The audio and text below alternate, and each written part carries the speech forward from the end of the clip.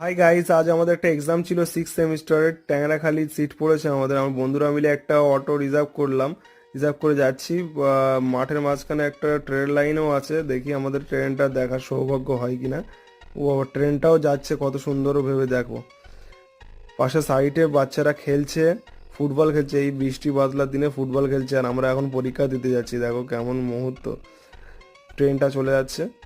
আমরা বন্ধুরা মিলে এই মাত্র কলেজে পৌঁছালাম। দেখো কলেজটা কত সুন্দর ফুল গাছে দিয়ে সাজিয়ে রেখে দিয়েছে। আমি সবার লাস্টেই কলেজে পৌঁছেছি। দেখো আমাদের এক্সামে সব রেডি হয়ে গেছিলো। আমি এবার পরীক্ষা দেওয়ার পরেই আমি একটু বৃষ্টিতে ভিজে নিলাম। আমার কাছে কোনো ছাতাই ছিল না, এরা সব ছাতা নিয়ে সব চলে যাচ্ছে। কী এইভাবে পানি হচ্ছে। আমরা অটোতে চলে আসলাম, অটোতে চলে আসার পরে দেখো কিভাবে গাড়িটা কত স্পিডে যাচ্ছে। ও বাবা, বাড়ি আস্তে আস্তে তো রাতও হয়ে গেল।